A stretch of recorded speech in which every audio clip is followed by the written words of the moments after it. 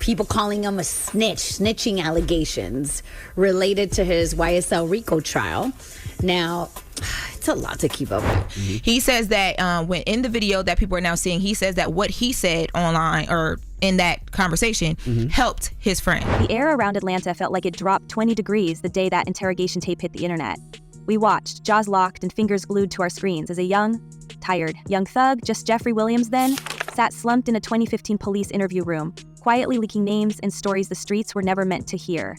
This wasn't just some petty shoplifting confession or a botched lawyer moment. This was Thugger allegedly pointing fingers, dropping Pee Wee Roscoe's name right in the laps of the authorities, and calmly unraveling the inside drama between Lil Wayne and Birdman like it was his Sunday diary. The moment that tape went live, the legend of Atlanta's kingpin started to rot from the inside, peeling back the million-dollar persona he'd sold to the world and exposing the cracks beneath. We felt it in real time. The crown got snatched before anyone could even argue about what snitching really means. Day two, because he talked about, like, you know, because there's so many calls, but in some of the calls he talked about the music and what would happen with Gunna's career and how things would move forward. And this weekend, Gunna hosted his first meetup of the Run Club. They have a 5K happening actually tomorrow, September 3rd at Prospect Park. It's already sold out. He hosted this first meetup and he was giving a motivational speech just about where he is in life right now. And it made me think all of this stuff is happening and he has moved on and chose a whole different route. Everyone remembers that year as the start of the chaos, the RICO charges looming, social feeds on fire, and Thugger's whole image propped up by a street code he was supposedly willing to sacrifice everything for.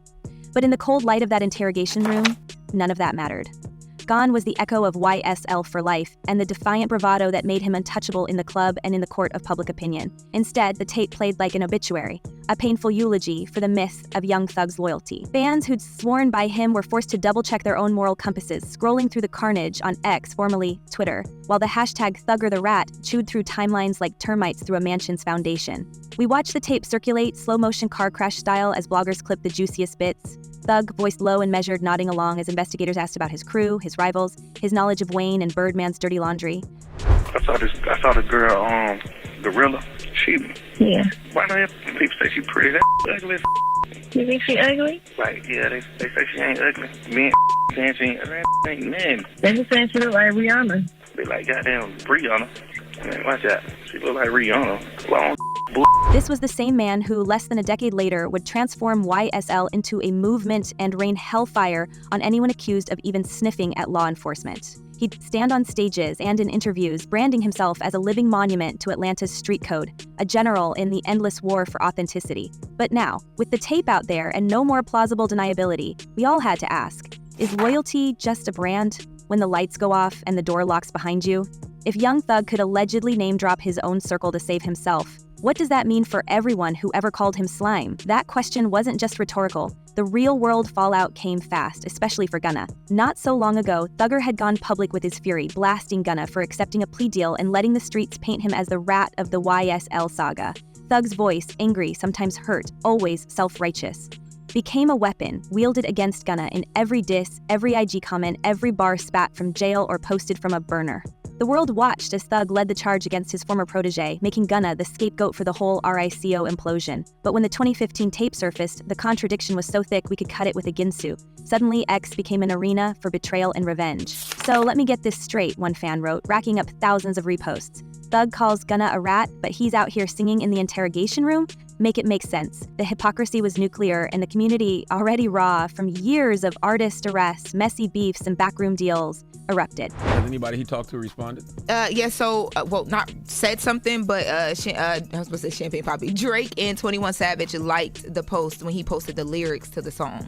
Okay. So, I mean, that's a good sign, because he did address 21 here as well, too, or spoke to 21 just how real he is. He talked about Gucci, and he gave, a nod to his family as well for holding him down. But, yeah, they liked the post. Really good sign there. Okay. You know what I mean? But the hashtags trended faster than his last album. Thugger, the rat, YSL hypocrisy, free Gunna, D-memes, and side-by-sides of Gunna in court versus Thug in that police chair flooded every platform.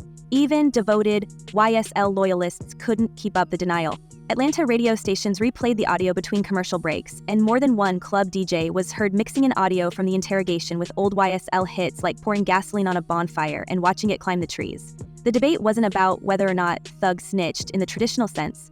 The only thing that mattered now was the perception, the public optics, and the fact that his whole anti-Gunna campaign had backfired in spectacular, almost poetic fashion. A lot of the stuff and a lot of stuff he was talking about on the calls, maybe there was things happening while he was locked up that was causing friction. You know what I mean? So maybe this is a long time coming. Thug need to go ahead and add Gunna to that list too, though, because we know you miss him too. And it's good that he's doing this record because the reality is they are stronger together. Thug, Baby, 21, Gunna, Future. Yes, those individuals are stronger together. They can all survive on their own.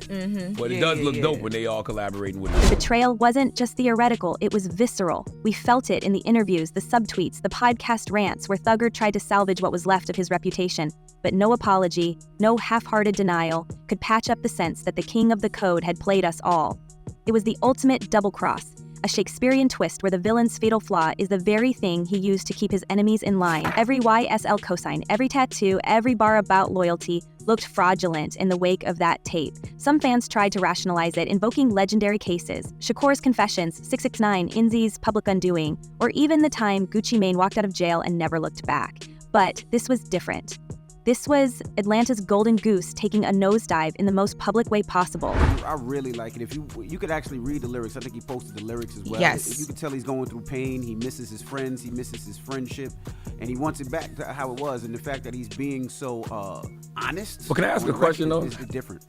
How he missed him already? It hasn't even been a week since them calls dropped. Like how you missed him already? Maybe it's been that long. Like they fell out after a week. The chaos spilled over into the music, of course, it always does. We watched as Thug scrambled to regain some control, dropping Miss My Dogs as both an apology and a last-ditch attempt to recast himself as the wounded, misunderstood star. 7 minutes of raw, regretful lyrics, most of them aimed at the friends and partners he burned during those infamous jail calls. Baby, I'm sorry. One of my biggest fears is losing you to the internet. He rapped to Mariah the Scientist in a moment so intimate it made us all cringe for her. And then there was the olive branch to Drake, the shout out to Lil Baby, who apparently won't even pick up Thug's calls, the pleas for reconciliation with Future, Gucci Mane, and 21 Savage. But underneath it all, we couldn't ignore the other message running through every note. I'm not a rat. Thug doubled down on that point, almost desperate to control the narrative, spitting lines like, please, I'm not a rat, but that cheese where it's at.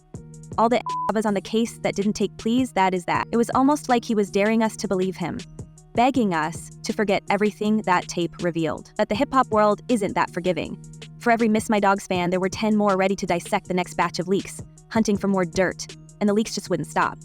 Jail calls where Thug trashed Gunna, sneered at Kendrick Lamar for not returning a feature, or casually insulted Glorilla's looks while Mariah the Scientist giggled in the background. No A-list relationship was safe. Every call turned into a new scandal, a fresh wound for the community to debate. The details were too juicy for even the most cynical DJ to ignore. Aya got roasted in public, but behind the scenes, whispers grew that she was plotting her own revenge. The rumor mill, driven by insiders and anonymous industry hands, claims that Mariah the Scientist, tired of the humiliation and with receipts of her own, is quietly working on a tell-all album. Sources say she's ready to expose everything, from Thug's unfiltered jail ramblings to what really happened during those infamous late-night phone calls. No confirmation from her camp yet, but in this business, that's usually a sign there's something real bubbling. And if she decides to go scorched earth, it could do more damage than any leak so far. He's going in, I was born in 1978, so when I see Young Thug, man, I miss my dogs. I immediately think of Lil Wayne, I miss my dog. So, I can't hold it to that standard, but I like the direction he's going in with. Meanwhile, suspicion festers inside the YSL ranks. It's no secret that the empire isn't as tight as it once was. Thug's meltdown has been so dramatic, so public, that even his most loyal soldiers are glancing over their shoulders, wondering who's next to get thrown under the bus. Some industry veterans are whispering that the source of these leaks isn't a board intern or a disgruntled court clerk, but someone on the inside. Maybe even a former YSL ally with an axe to grind. There's a theory spreading like wildfire that a high-profile enemy, maybe Wack 100, maybe a jilted executive, or even someone once called brother, has access to hours of Thug's unfiltered jail conversations and is just dropping them one by one. A digital guillotine aimed at whatever's left of his legacy. Some say even Gunna might be involved, payback for the public crucifixion he's endured for the last 2 years. The label hasn't commented, but the streets don't need an official statement to believe there's a traitor in the house. For Young Thug, the real danger isn't the law or the leaks. It's the chilling reality that the people closest to him might be feeding the machine, waiting for the right moment to bury him for good. So Young Thug dropped some music. Everybody's been saying, put it in the music, and here he is addressing things again. So he dropped the song, Man, I Miss My Dogs, and he is talking about everybody that we've heard these jail calls about, and just people in his personal life that he's going through with. Drake, Mariah, The Scientist, Lil Baby, Future, 21 Savage, Gucci Mane, and then his... As the firestorm kept burning, the person we all expected to be exiled and finished, Gunna, the so-called rat of the YSL implosion, emerged from the ashes like a phoenix wearing Saint Laurent.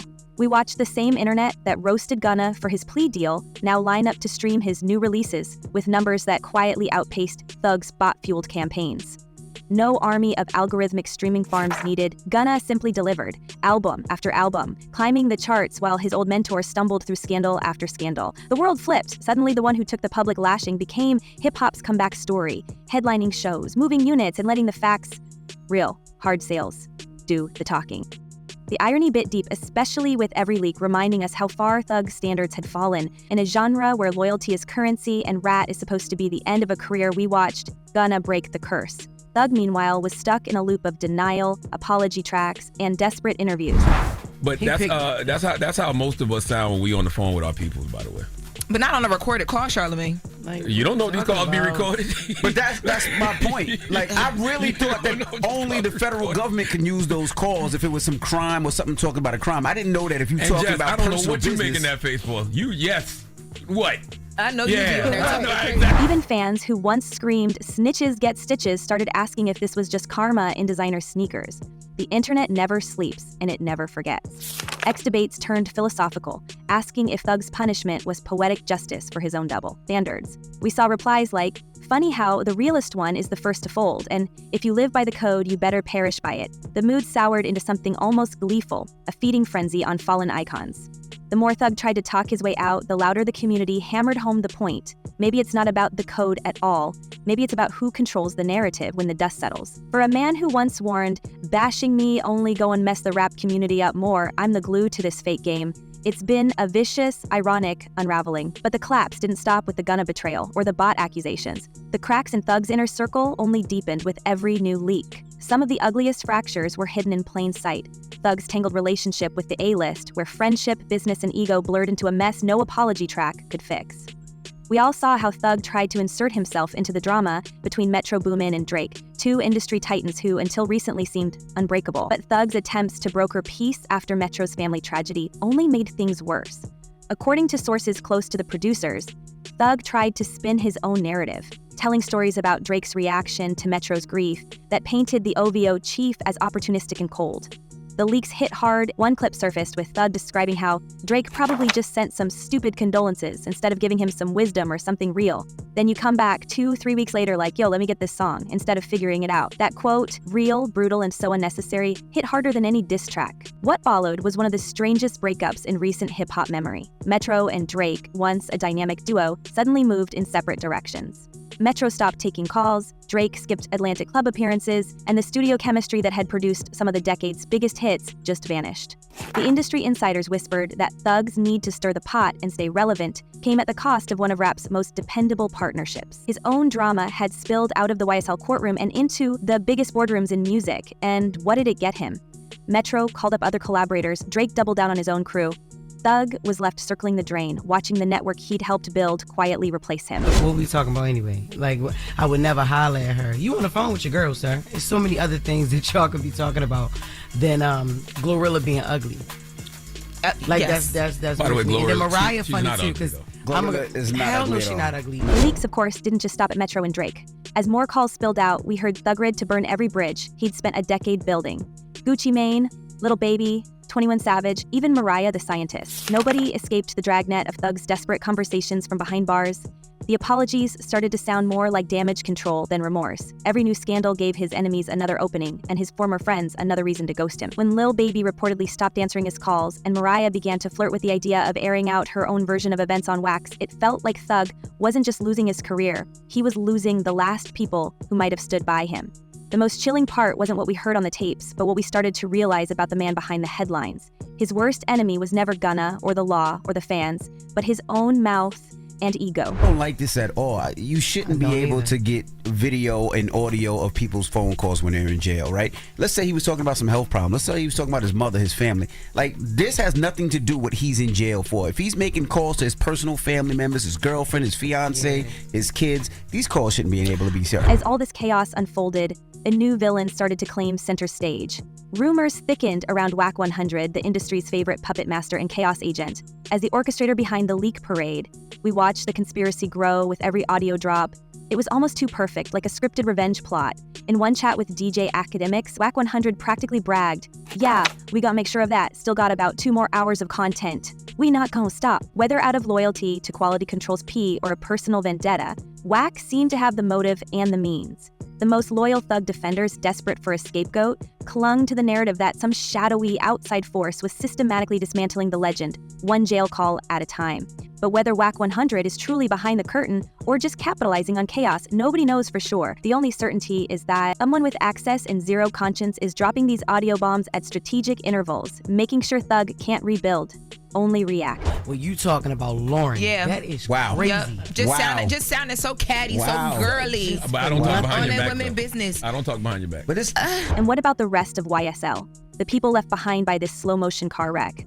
Insiders claim the atmosphere is beyond toxic, with paranoia infecting every group chat and backroom deal. A former manager hinted that the leaks aren't just the work of outside enemies. It's coming from inside the house, he warned, in a tone that sounded half joking, half terrified. If true, that means no one in Thug's orbit is truly safe. The betrayal isn't just a headline anymore, it's the new business model. As more tapes, texts, and private moments hit the web, the chilling thought hangs over the whole Atlanta scene. Is anyone's loyalty worth a dime when the payout for a well-timed leak could buy you a new career or at least a moment of viral fame? It may be a lot of women in this world that may look at and say, well, if you wasn't who you was, you look a certain way, right? Beauty's in the eye of the beholder. You know, I feel like Glorilla's a beautiful young sister. I respect Yo Gotti, that's his artist. And even if I had some ill feelings or anything, I would have a conversation with him, but just on the phone with your girl like this, everybody throw. With the stakes this high and the walls closing in, the only real question is what's left to reveal. We've seen the king's crown slip, the court turn on itself, and every unfiltered moment weaponized for clicks. But the leaks keep coming. The industry is holding its breath. Which skeleton comes tumbling out of the closet next? Will it be the tape that exposes one final unforgivable secret, or the one that proves Thug's not alone in the art of betrayal? If the only thing more dangerous than Thug's enemies are the friends he thought he could trust, how much lower can this empire sink before the ground just swallows it up? And here's where we leave you, right at the edge of the cliff. As the next round of leaks threatens to shatter what little remains of Young Thug's legacy, are we witnessing the last chapter in Atlantis trap royalty, or just the ugliest reset the game has ever seen? Drop your wildest theory in the comments, because we know this story's not done. For now, stay curious, stay savage, and don't trust anyone with your phone on speaker. This is Tabloid signing off until the next scandal breaks.